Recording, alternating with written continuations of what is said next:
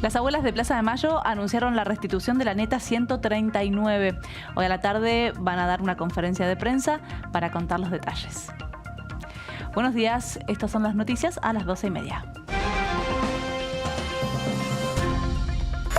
Se define si habrá paro de trenes. Los referentes de la fraternidad, el gremio que nuclea a los conductores de trenes, están reunidos para evaluar si realizan una nueva medida de fuerza después del fracaso del acuerdo paritario. El sindicato que lidera Omar Maturano pretende que se le pague a los trabajadores una canasta básica alimentaria equivalente al 10% del salario, pero el gobierno impuso que las paritarias no superen el 1% mensual. Ciudad se acerca a la suspensión de las PASO. Laura Alonso, vocera del gobierno porteño, confirmó en una entrevista en este canal que hay voluntad de suspender las elecciones primarias locales de este año durante las sesiones extraordinarias. La legislatura de la ciudad se va a reunir entre el 28 de enero y 28 de febrero para debatir un temario que buscaba la eliminación de las PASO y la adhesión al RIGI. Sin embargo, habría consenso para suspenderlas. Francos se reúne con aliados. El jefe de gabinete va a recibir esta tarde en la Casa Rosada a Cristian Ritondo y Rodrigo de Loredo para retomar el diálogo y buscar apoyo en la Cámara de Diputados. Los jefes de los bloques del PRO y UCR en la Cámara Baja quieren trabajar sobre el proyecto de ley de presupuesto 2025 y definir una hoja de ruta para las sesiones extraordinarias en el Congreso. En la misma línea, Guillermo Francos prepara una reunión con senadores para la próxima semana. Las primeras medidas de Trump. El nuevo presidente de Estados Unidos firmó sus primeras acciones ejecutivas en su regreso a la Casa Blanca. Después de asumir, dejó sin efecto cerca de 80 decretos firmados por Joe Biden y tomó sus primeras decisiones en materia de inmigración y economía. Las órdenes de Trump incluyen la salida de Estados Unidos del Acuerdo de París y la Organización Mundial y un indulto a todos los condenados por el asalto al Capitolio.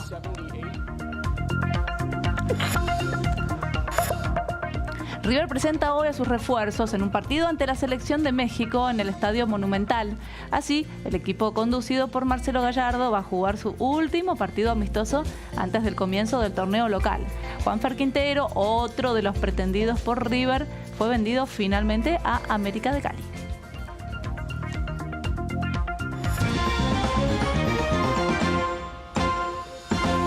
Y la fraternidad define si realiza un nuevo paro de trenes, esto después del fracaso de las paritarias. El gremio que nuclea a los maquinistas de trenes está reunido desde las 11 de la mañana, evaluando medidas de fuerza ante la negativa de un aumento salarial por parte del gobierno. El reclamo del gremio supera la pauta salarial impuesta por la Casa Rosada. La orden de que las paritarias no superen el 1% mensual fue dada por el ministro de Economía, Luis Caputo, al secretario de Trabajo, Julio Cordero. Esto se debe a que el objetivo sigue siendo bajar la inflación, una de las prioridades de la gestión de Javier Milei. Y seguimos en la puerta de la fraternidad mientras se definen nuevas medidas de fuerza. Bruno Guiso tiene más detalles. Hola Bruno, ¿cómo estás? Buenos días, te escuchamos. Buenos días, Brenda. Seguimos aquí trabajando en la sede central de la Fraternidad en Hipólito Yrigoyen 1938. Como bien decías, la reunión comenzó cerca de las 11 de la mañana con Omar Maturano, el secretario general de la Fraternidad, a la cabeza. Todavía lo que se está por definir en esta reunión es la magnitud de la medida de fuerza justamente. Se analizan paros rotativos o trabajo a desgano y no descartan la posibilidad de hacer un paro en marzo. Y esto tiene que ver con el impacto que tendría justamente la medida de fuerza en marzo y no en enero, sabiendo que hay mucha menos gente, por ejemplo, en Buenos Aires, y es por eso que la Fraternidad evalúa tener un impacto mayor con la medida de fuerza a partir del mes de marzo. Todas estas cuestiones se están dirimiendo en este momento en la reunión aquí en la sede de la Fraternidad. Antes de ingresar al edificio, Omar Maturano habló con los medios, con los colegas que estábamos aquí, y decía lo siguiente, lo escuchamos. Vamos a ver qué es lo que hacemos, ¿no? Puede haber medida de fuerza, trabajo reglamento. Bueno, vamos a ver las distintas variantes y hoy vamos a decidir qué es lo que vamos a hacer. Ahora, están caídas ya los plazos de conciliación obligatoria, con lo cual cualquier medida de fuerza del gremio, desde la Secretaría de Trabajo, no la podrían impedir. No, ya está vencida, se venció el día de ayer, así que bueno, hoy quedamos en libertad de acción y hoy podemos hacer la protesta que podamos hacer, que todo dentro de la ley. Mientras que el boleto mínimo de colectivo hoy cuesta 371 pesos, la Asociación Argentina de Empresarios del Transporte Automotor aseguró que sin subsidios el valor real del pasaje debería ser 275% más caro, es decir, casi 1.400 pesos. Además, las empresas de transporte señalaron que el Estado solo reconoce 863 pesos por pasajero, lo que implica un desfasaje del 60% entre el costo real y el subsidio asignado. Este esquema de tarifas diferenciadas posiciona al AMBA como una de las regiones con pasajes más económicos del país. Esto en contraste con otras ciudades del interior, donde el boleto ya supera los 1.000 pesos. Y seguimos hablando de colectivos porque se hizo un ranking de las líneas que reciben más reclamos y los principales motivos. En el 2023 se presentaron más de 34.000 denuncias contra el servicio de colectivos del AMBA ante la Comisión Nacional de Regulación del Transporte. Este es el número más alto si se tiene en cuenta los últimos 8 años. Las líneas 57, 55 y 60 aparecen como las más denunciadas si se considera el total de los reclamos. Pero si se analizan las tasas por pasajeros, las líneas 55, 194 y 56 son las que recibieron más denuncias. Los principales motivos fueron no respetar paradas, conducción imprudente, la falta de frecuencia, el trato desconsiderado y el uso del celular al manejar. Y ya en medio del periodo de sesiones extraordinarias convocados por el Ejecutivo, ingresó el nuevo proyecto de ficha limpia a diputados. A diferencia de la primera versión, que había sido impulsada por el PRO, la UCR y la coalición cívica, en esta oportunidad la prohibición a presentarse en las elecciones y ser candidatos alcanzaría solamente a quienes tengan condenas en segunda instancia dictadas antes de los comicios. Los condenados tampoco podrían ejercer cargos como jefe de gabinete, ministro, secretarios, subsecretarios o también en organismos descentralizados, entes de servicios públicos, ni en la Cancillería, así tampoco en empresas públicas. Ahora el oficialismo se va a reunir con los bloques de la oposición dialoguista. Para lograr la sanción, el gobierno necesita, recordemos, la mayoría de 129 diputados, mientras que en la Cámara Alta necesita el voto de 37 senadores. En paralelo, Guillermo Francos convocó a los jefes de bloque del PRO y la UCR para acordar consensos de cara a las sesiones extraordinarias. El jefe de gabinete va a recibir hoy a Cristian Ritondo y a Rodrigo de Loredo.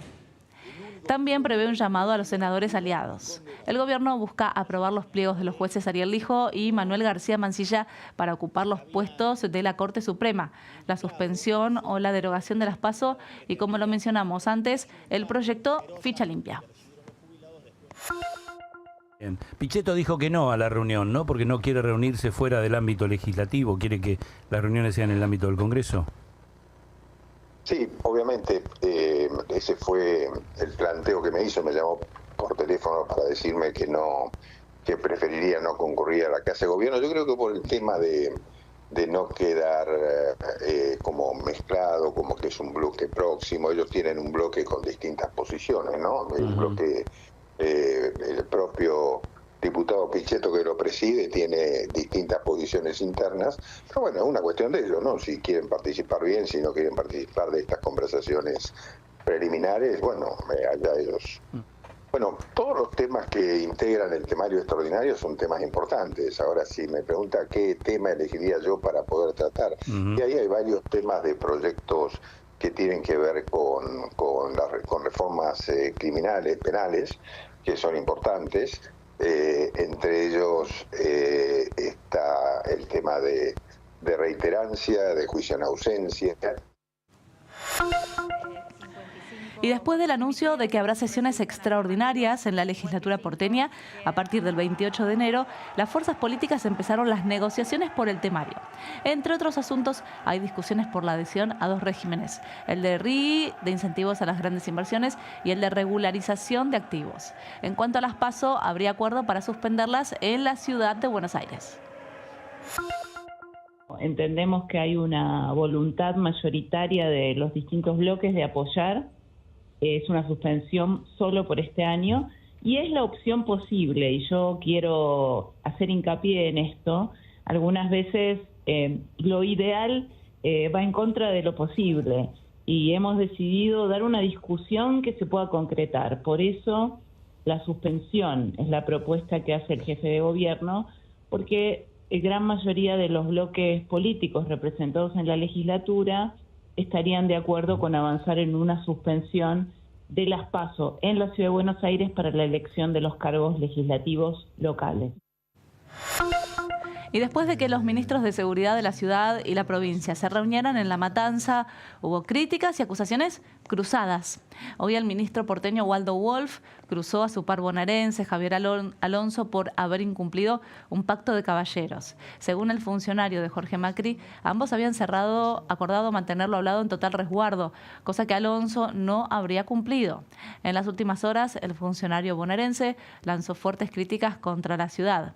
Pese a las críticas, Wolf aseguró que la mesa de diálogo entre las fuerzas de las dos jurisdicciones del AMBA sigue en pie. Fuimos con buena voluntad y a las pocas horas el ministro Alonso salió con una catarata de chicanas. La gente está cansada que nos peleemos. Nosotros fuimos con propuestas concretas, yo las expuse en redes. Si quiere trabajar, nos va a encontrar trabajando. Nadie le pregunta a los que nos está viendo de qué partido político son o dónde viven cuando los roban.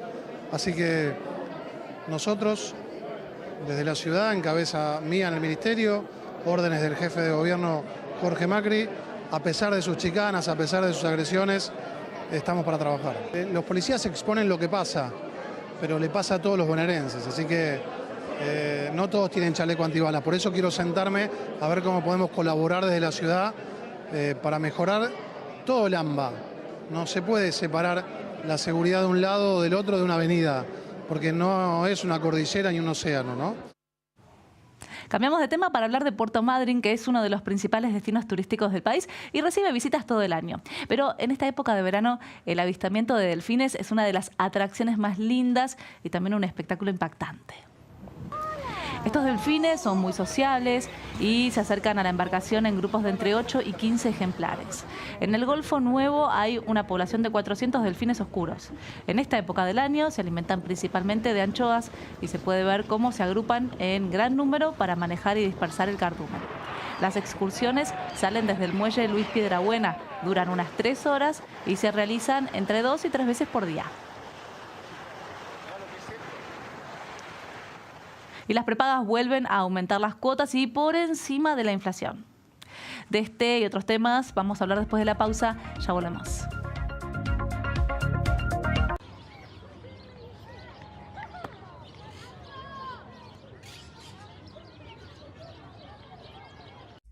Conectate con el canal de la ciudad a través de nuestras redes sociales.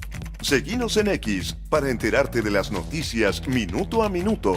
En Instagram para disfrutar de material exclusivo. En Facebook para descubrir entrevistas con tus invitados favoritos. Y suscríbete a nuestro canal de YouTube para disfrutar de nuestra programación cuando quieras. No te pierdas nada de lo que pasa en el canal de la ciudad. Seguinos y descubrí cada día algo nuevo.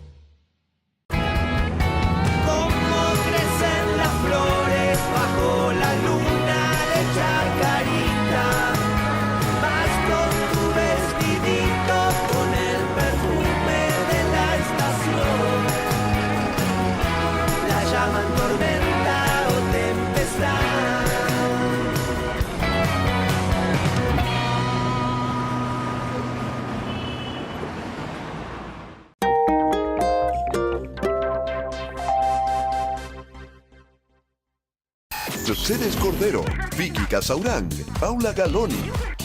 ¡Vamos las chicas!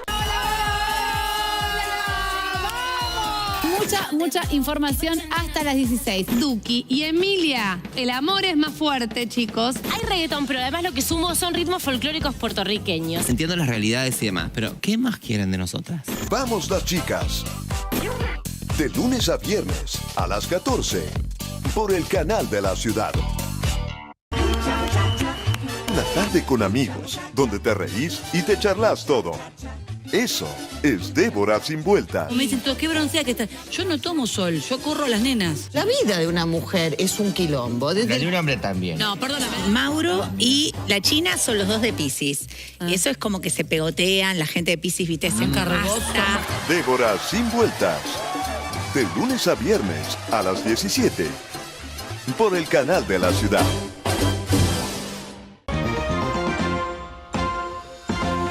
Y se viene un nuevo aumento en las cuotas de las prepaga. Rondaría el 3,7% en febrero.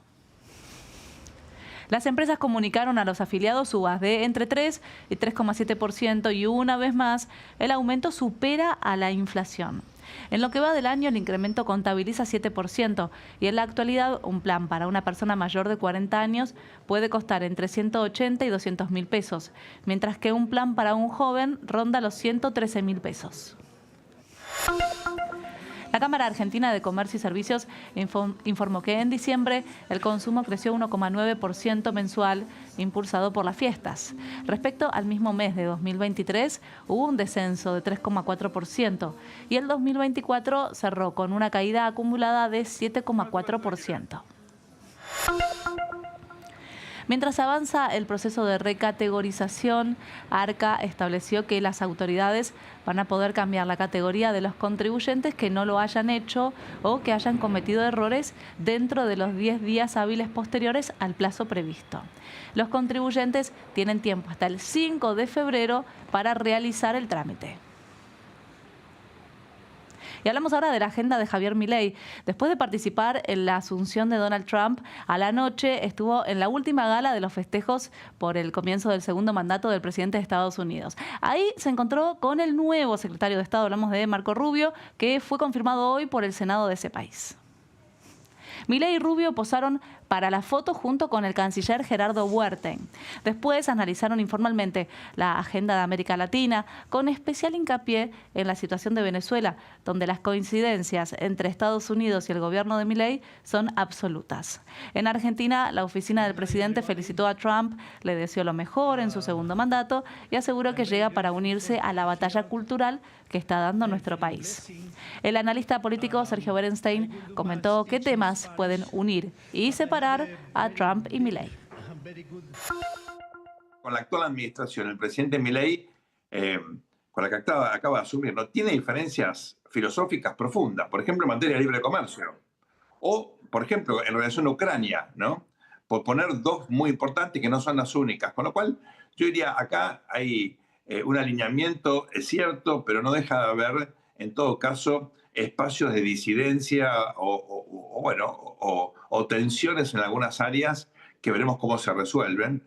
Lo cierto es que estamos ante un presidente que en América Latina es el más cercano a Trump, con la excepción tal vez de Bukele, pero bueno, es un país muy chiquito, El Salvador. Eso le da a la Argentina cierta relevancia, cierto protagonismo, hay que ver cómo la aprovecha, ¿no?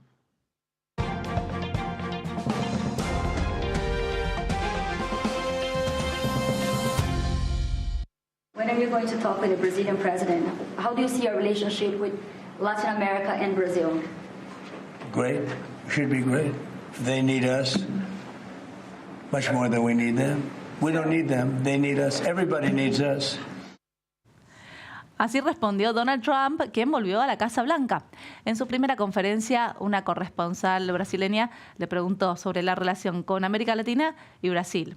Y respondió de manera contundente, grandiosa: ellos nos necesitan más de lo que nosotros los necesitamos. Insistió en que Estados Unidos no depende de América Latina, sino al revés.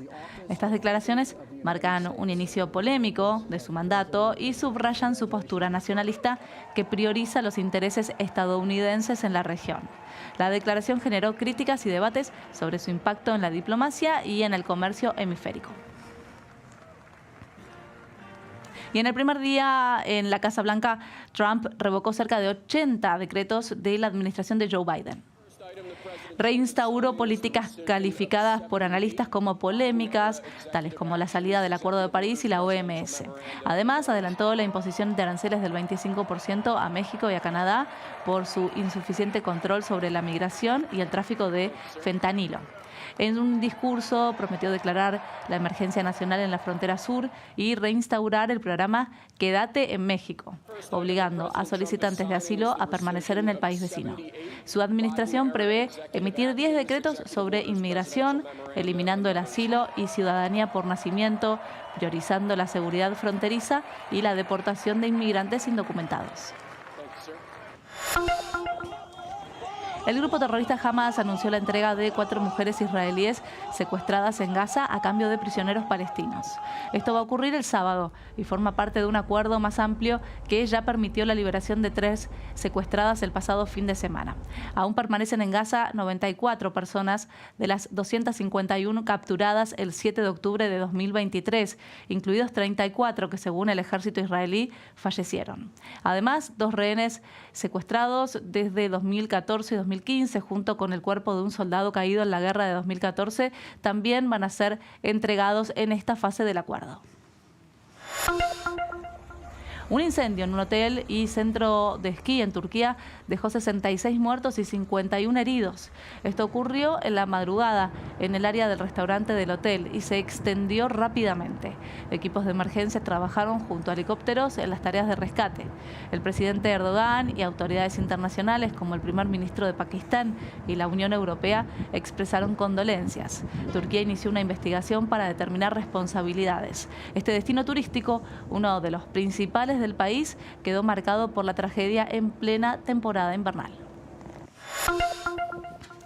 Y hablamos ahora de Nueva York, que enfrenta una alerta de clima invernal por la llegada de una ola polar que trae nieve, temperaturas extremas y vientos muy fuertes. Según el Servicio Meteorológico Nacional de ese país, se esperan hasta 15 centímetros de nieve en la ciudad y temperaturas de hasta 15 grados bajo cero de sensación térmica.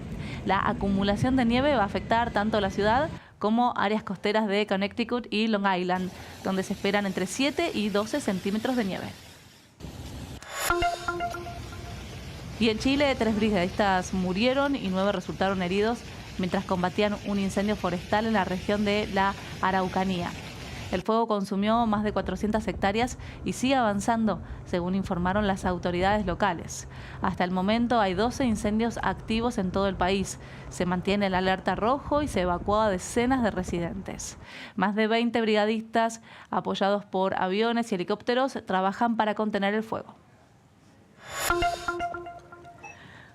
Un terremoto de magnitud 6,4 sacudió el sur de Taiwán esta madrugada y dejó 26 heridos, además de causar daños en edificios y rutas. El sismo ocurrió a 9,7 kilómetros de profundidad y se sintió en toda la isla y hubo más de 50 réplicas. En Taiwán, varias casas colapsaron parcialmente, mientras que un deslizamiento de tierra dejó incomunicados a 50 residentes. Las autoridades continúan evaluando los daños y monitorean la situación en las zonas más afectadas.